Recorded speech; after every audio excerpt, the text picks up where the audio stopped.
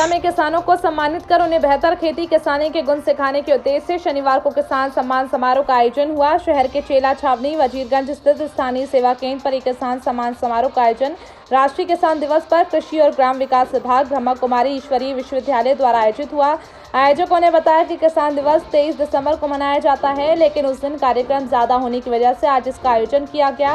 राष्ट्रीय किसान दिवस पर कई किसानों को सम्मानित किया। बता दें, आज के इस आयोजन में विशेषज्ञों द्वारा मौजूदा किसानों को रासायनिक खादों के इस्तेमाल से होने वाले नुकसान और फायदों को भी विस्तार से बताया गया।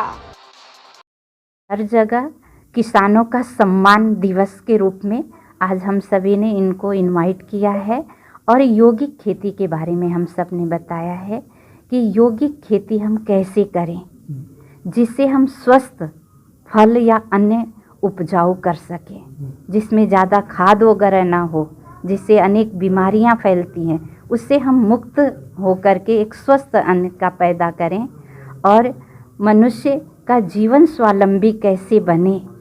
एक तरह से हम एक कर्मों की भी खेती कर रहे हैं कि हमारे अच्छे संस्कार हों, अच्छे विचार हों, अच्छे कर्म हों, जिससे हमारा जीवन श्रेष्ठ बने, महान बने, ये भारत फिर से पुनः देवभूमि कहलाए, स्वर्ण युग कहलाए, हर एक गांव गोकुल गांव बन जाए।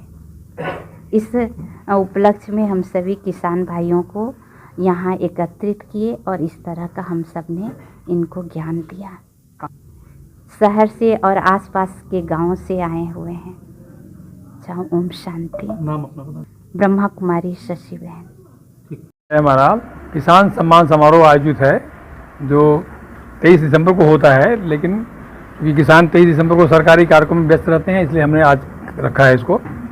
तो इसमें ये बताया जाता है किसानों को कि आज जो रासायनिक खादों का प्रयोग करते हैं, कीटनाशकों का प्रयोग करते हैं, उससे कितना नुकसान होता है हमारे स्वास्थ्य के ऊपर और पैदावार जो हमारी है वो दिन पर दिन गुणवत्ता युक्त नहीं रह गई है।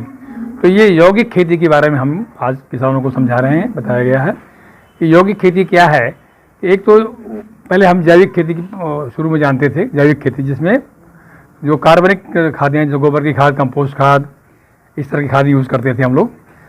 अब उसको हमारे ईश्वरीय विश्वविद्यालय ने ये परमात्मा की शक्तियों को उस खेती के अंदर जैविक के साथ साथ योग शक्ति का उपयोग करके पैदावार को कम से कम 15 से 20% और बढ़ाया जा सकता है।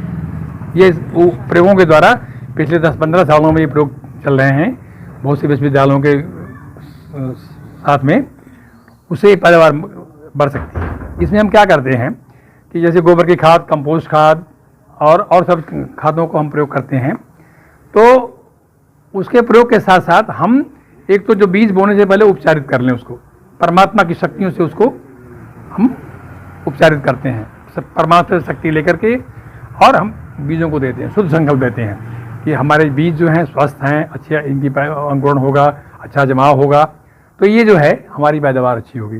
पर किसान लोग जो हैं काफ़ी गांवों से आए हैं, हमारे इस फैजाबाद के किनारे सुहावल की तरफ से भी हैं, बीकापुर से हैं, पूरा बाजार से हैं, और गोसाईगंज से भी आए कुछ किसान।